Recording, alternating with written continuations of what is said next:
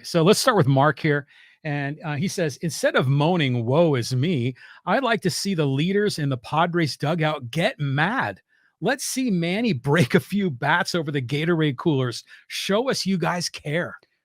It's tough to gauge. Do they care? But I'll agree with you, Mark. There's no fire in there. I see no fire in the dugout. Outside of Bob Melvin getting ejected from games, he's been tossed 3 times in the last 10 games. I just don't see anybody angry. And you can make all the clubhouse statements you want about pride and we'll find our fight and all that, but it's not happening on the field right now. So they've got a chemistry problem. I don't know how deep the fissure is between players manager or manager front office, but I know this general manager is MIA and he needs to be front and center because he caused this. He created it and now it's not done well. There's some responsibility I think AJ Preller has at his front door. Well, you even made a comment. You're talking to scouts out there. They're seeing Tatis and the other guys kind of joking around in the dugout as they get their ass kicked at Dodger Stadium. Exactly. So again, it goes back to goes to leadership. So it makes you wonder. It has Melvin lost the team because that's where you really need that steady hand. You need fire, and if you're struggling, you need to do something to change what's going on that field. Become more aggressive at the plate, do more creative things offensively to put the ball in play, get guys on the bases, shake up or change the lineup and find the right chemistry in the lineup that allows other guys to get better looks at pitches because they fear the guy behind them. Yeah. So we haven't seen very much of that at all. On we go. Next question. Okay. I mean, just a lot of really angry Padre fans here. This is Carlos. He goes, Hacksaw, this team is underperforming. Melvin is being blamed for what he's been given to him. Preller put this together to win, and the players aren't doing what they're being paid to do. Firing Melvin isn't going to change the team. It's still the same players. Do you fire Preller? That's the next question that has to come front and center as this thing, and the correct word is underachieves. Yeah. I mean, it's just mind-boggling how this isn't working, and we were so ecstatic to start the year. I mean, remember Padre Fan Fest? It was a zoo. There were so many people there. And now I bet you those people that bought season tickets might be regretting it. They won't be buying season tickets next year if this thing bottoms out. I mean, this thing is not good. And like I said early on in this podcast, they've really painted themselves into a corner because they can't trade these guys, not the guys that could bring them something big in return, because nobody wants to take on those contracts outside of a deal for Soto. And how do you help yourself if you trade Soto? Yeah, I mean, there's really nowhere for them to go. They've painted themselves into a corner. It's terrible. On we go. Another question, another comment. Okay, from John Hopkins. He says, today was a heartbreaker. This Padre team is wondering what the heck is going to happen next. They appear to have given up. Oh, there's no pizzazz to anything that's going on. I mean, outside of a couple of home field wins when they beat Tampa and when everybody wore the sombreros in Mexico City, this team hasn't done anything. Have they? No, not really. No. I mean, we've been saying they're turning the corner. We've been saying that for weeks, months, and they yet to turn the corner. And now they're going in to play first place Cincinnati, which is playing above its head and feeling really good about itself. And all their young kids are just wired. And you can win an odd game, but I'm sorry, it doesn't mean crap if you give it back the next 2 days after you win the odd game. Yeah, and then getting swept by Pittsburgh. Pittsburgh. Yeah, I mean, what the heck? So this is just a disgrace, this whole situation. I mean, I've gone from being completely angry to almost throwing my hands up in the air and giving up on this team. You are the one that texted me and said, when does NFL training camp start? Yeah, exactly. It's right around the corner. Thanks, John, for joining us. The next question. Okay, here's Force Coast Fabio, and he says, Aztecs basketball sign a 6'11 big man, Magoon Guaf. Dutch is killing the offseason recruiting. Well, Force Man, let me just give you a response here. This is a developmental player. This young man has had just one half of a good season playing at a lower level at 6'11" in high school, or prep school, if you will. I would assume he probably redshirts this year. I mean, he's really a developmental player. He's only 190 pounds at most. So but you put him in a weight training program You let him practice and grow, and then you will see the end result maybe in year 2 or year 3. I think the biggest thing that really worries me is they've been shut out of the transfer portal for the most part. They got they got one transfer. Uh, I, The kid from USC. well, they got I'm sorry, they got the guard. They've been shut out in terms of getting bigs. Mm-hmm. They don't have the NIL money to match what other people are offering other big guys. They've lost out on every big that they thought they had a shot at in the transfer portal. It's a really big issue. And that's why they've done very, very little. Now they got a lot of young guys in the cupboard. There's no doubt that there's recruits there. And they've added the transfer from USC, and they've added a couple of other young freshmen, but they are raw. They are really young, and I would not expect them to play. So the transfer portal has not been what we hoped it would be, because they just don't have enough money in the bank to be able to compete with what a Pac-12 team offers or what's being offered in the Southeast Conference or by these guys snaring guys into the Big 12. Well, I think the young kid, Elijah Saunders, might be a pretty good pickup. Yep. He's a big body. But then the other one, is his name DeMarshe Johnson? Yes. I think it is. And you don't really see him much. You kind of question what his situation is. And then you have Ledee, but Ledee doesn't want to play the 5 anymore. So who else is left? Not much. And they'll just have to bring these young guys along. I mean, granted they do have veterans that will come back. I mean, Ledee is the monster big man here, and he's a prime example of what the program's like. You bring him in. He came as a transfer from TCU, and he sat and he practiced every minute of every day, got his butt kicked, but stayed in the weight program, the training program, the nutrition program, and Ledee has turned into a legitimate, I would think, NBA first rounder who elected to come back one more year. Well, that's the prime example of how good Dutcher's program is, that they will take the 6'11" freshman and probably redshirt him, and they will build him. And if they can wind up like Ledee wound up, like Mensah wound up, because they were all the same type of kids when they got here, that's a real positive. We move on. Next question, fans forum. Yeah, moving on. And Dave EK says, Ohtani for Soto and Hader, yes or no? Well, that's a huge question. I mean, who do you value more in Anaheim? Do you value Ohtani, or do you value Soto? Price tag is going to be the same, but you couldn't afford both of them. And I don't think the Padres would do that. Of course, there's no guarantee Ohtani would stay here. Ohtani can still be a walk free agent on November 1.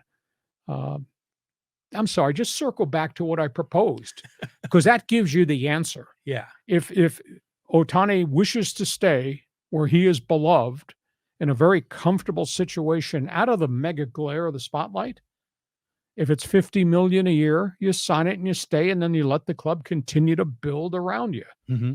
If he says no, if the agent says we're putting him on the market November 1, then you think about, okay, we'll trade him. And if I can get a 5-for-1 to somebody else that thinks they can sign Ohtani, I mean, I'm calling area code 213 Dodger Stadium. No I'm sorry I'm dealing with the enemy that you hate, but they got a great farm system. Might be as good a farm system as anybody in baseball. You just send me all those pictures from Oklahoma City.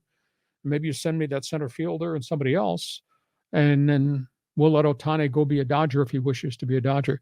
But to me, it's the best way to do it, because I don't think you want to let him get on the open market November 1, because anything crazy could happen. Yeah, and you also don't want to paint yourself into a corner approaching that trade deadline thinking that he's going to be a long-term guy, and then he turns out he's not. So they need to know now. If the price is 50, the price is 50. Whether it's 50 now going to July 4th weekend, or it's $50 million per year August 1st at the trade deadline, make the offer now and see what the response is so you can gauge what you have to do next. Exactly. Tough call.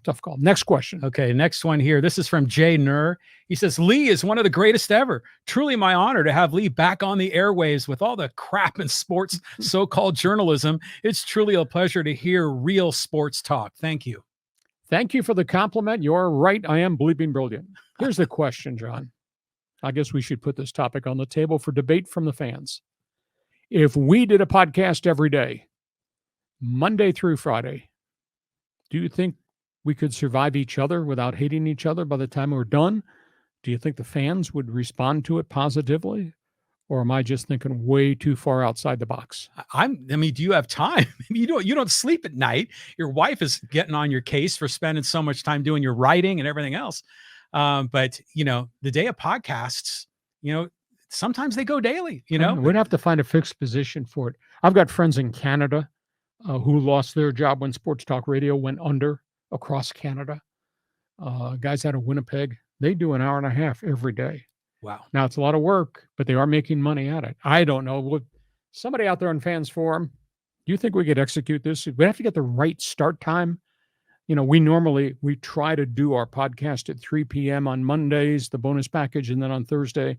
We have to find the right time to do a podcast. I don't know if it'd be at 4 o'clock in the afternoon or 12 noon high, or I don't know, just off the top of my head. Well, what was the drive time radio though when you were on the air back in the day? Well, it started out at 4. I think it was 4 to 8, and then we wound up flipping it, I think, to 3 to 7, and best 15 minutes in radio and all that stuff. But that was a different era right now. I don't.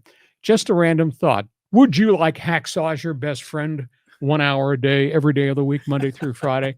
Go ahead. Just send me an email through my website. Tell me whether you buy that or not. John, next question. Okay, this is from Charlie Long. He says, hey, Lee Hacksaw Hamilton, how come local media, AJ Cassavell, Annie Heilbrunn, Kevin Acey, and everyone on 760 San Diego Sports 98.7 doesn't call out AJ Preller and demand answers from Preller and Peter Seidler? I'd be screaming. And I don't care if that's on my flagship station or not. What we're experiencing right now is not acceptable. I need an explanation. I want you to respond as to why this team that you spent all this money on and all these contracts you gave out does not seem to work. I think you owe that not just to the media. I think you owe it to the fans if you're AJ Preller. And this is coming from somebody that likes AJ and has been friends with him for a chunk of years. But hey, you are responsible for what you've put on the field and what you've given to all those players. We need an explanation as to where you are as it relates to what you're seeing. This can't be acceptable at Petco Park, is it? No, it's not acceptable. But that we've commented how the media here in San Diego isn't real tough. It's not like the New York or the Philly media. It's a different animal here in San Diego. But yeah, we need to be holding these guys to the feet to the fire. Accountability is the word we're looking for in response. Yeah, next just question. A couple of just quick responses. But you put that question out if we would do it daily. John Hopkins says, I'd watch you every day. Charlie Long says, create a poll. You'll get your answer. Yes, yes, yes. Good idea. Jay Nurse says, instead of podcast daily, maybe consider Instagram live, So, and then here, Dave EK says, I'd be a Patreon subscriber if there was a 1 hour per day. That's where people make donations to podcasters and other kinds of artists. Forsco says 1 hour Hacksaw headlines. Woohoo. I mean, people want it out there, man, I opened a can of worms. I think you might have. What was it Kevin Costner's favorite phrase to Nuke LaLoosh in the movie Bull Durham? Don't think you hurt the team. Yeah. I shouldn't have thought about this topic on the table. Okay, meat. All right. Let's get a couple of social media comments in here. Let's see what we got. And this is from Matthew Cabell talking about the NHL draft. He says, Fantilli has more upside and is a better fit organizationally for the Ducks. Big, skilled, fast, physical center, all the attributes that Verbeek covets deeply. Also offers more goal scoring than Karlsson, and the Ducks need finishers to complement great playmakers like Zegras, Terry, and McTavish. I buy most of what you say there, although I think there's a feeling within the Ducks infrastructure, because they scouted him all year in Sweden. They feel maybe there's more athletic upside. Fantilli's good, but this is what you're always going to have with Fantilli. They think there's something even greater with Karlsson. I think it was a win-win regardless of which guy they drafted. If it were me, if I were king, do you think I'd like living in Anaheim? If I were king, I would have taken Fantilli because I think there's more instant offense with him starting opening night this year. Karlsson might be a little bit down the road, but there's bigger upside to Karlsson. Well, the Ducks have got all of this talent coming up, right? Yep. So do you, if let's just pretend that they took Fantilli, do you think Fantilli would have been a step ahead of a lot of this young talent already in the system? Or would Fantilli maybe be a bench guy for this first year? No, he'd play. If it were Fantilli, he would play. If Karlsson winds up going back to Sweden, or I don't think he's coming to the San Diego Gulls based on the Zoom call I was on with the general manager. If they're sending him back to Sweden, that means he's not quite ready. And if he's not quite ready, should you have not taken Fantilli to put a better product on the ice this year with Trevor Zegras and Mason McTavish and Jamie Drysdale and the young goaltender Lucas Dostal and the goalie John Gibson. Interesting to see where this goes. I would have taken the Michigan center rather than the Swedish winger, but I don't think either one of them is a bad pick. Yeah. All right, let's move on here. Social media comment from Jukeboxer talking about Bob Melvin. He says, people keep saying Bob Melvin isn't the problem, but that doesn't mean he's part of the solution. I think it's fair to ask his personality, is it a fit for the group? His most recent job was the A's, and that's an organization that frequently focuses on developing young players. This is a veteran group. He has big egos, and that's the most important job here, managing the egos. I'm not convinced he's the best guy for that job. Have they stopped listening to him? I think that's really the summary question about Melvin. Are there a bunch of independent contractors rather than quality team players there? Would it be different if you had a hard ass in there as their manager, a firebrand? Interesting. Or have they just stopped listening? That's the thing that really bothers me is I got paid, you get paid. That just seems it's in the back of my mind. It's there all the time because I've been in that clubhouse dealing with some of these guys. And I was in that clubhouse when the other group came through here, the Kemps and the Uptons of the world. And we saw that turned out to be a disaster to the point Ron Fowler, the owner, at that point just had a mental meltdown, called out everybody. Well, you remember he called out James Shields, Yeah. And then we dealt him when we got Tatis. So who knows what the future holds. Here's another comment here about San Diego State basketball in the Mountain West. And this is from a very long handle. I can't say. I'm all about San Diego State. However, I have read the letter that De La Torre sent to the Mountain West commissioner. And in the first paragraph, it specifically and clearly states that San Diego State is exiting the Mountain West. De La Torre backtracking and trying to correct what is said in that letter is clearly not proper. Should have never written the letter using the language she did. How stupid are those people? You have now created this furor with the Mountain West Conference. But conversely, how stupid are the people in Colorado Springs? You're treating your flagship university, which has been really good to this conference. Why would you do that? Step back away from this thing. It is not life or death. The June 30th has to be the date. Mm-hmm. Let them play this coming season. Put into effect the June 30th date next year. We know what the exit fee will be, $17 million. Go earn more money vis-a-vis San Diego State, either football or probably definitely basketball. And if they appear to want to move next June 30th, just let them go and etc. Why create this war zone now between the Mountain West, San Diego State? And why would San Diego State's president write a letter with, quote, all that language? You could have written a letter that said, we are trying to configure if we have an offer, whether it would be to our benefit to move. Would you have the ability to give us an extension so we can continue to have dialogue as to what the future holds? Would you consider allowing us to pay the $17 million exit fee in installments? You didn't have to mention intent. You didn't have to mention that you're going to terminate your member. Why would you put that stuff in a letter? All you're looking to do is gather more information. Would you help us? Would you be willing to do this? The extension, the installments. Maybe I should, instead of doing this, I should work at San Diego State. Maybe we make you the new AD or the president of the university. Jeez. Some people are saying this is like 4D chess, that if the offer from the Pac-12 or the Big 12 does not come, then the Aztecs to say, hey, we didn't say we were withdrawing. But if the offer does come, like in July, they can say, oh yeah, we already announced our resignation in June and we don't have to pay the extra money. Even if it comes in July, that could mean next year in 2024 is when you send the letter of resignation. But that has to come from the conference. It'll allow you to exit for 17 mil rather than penalize you 34 mil. I just think this thing has been mishandled from San Diego's perspective, from the perspective of Colorado State. Yeah, I'm in Colorado Springs. But they're professionals. It's amazing that they would let it play out like this. You would think these would be private conversations that are going on, behind closed doors. Yeah. And on top of this whole fiasco, they released the 4 letters to the athletic website in New York. Did not have yet to release them to any of the working media here in this community. Really? Why would you treat your local media like that? When your local media has been pretty doggone supportive. Yeah, for sure. Thick and thin, good and bad. Mm-hmm. Smart people, huh? Yeah. I don't think so. Hey, listen, we hope you have enjoyed our extended Thursday podcast.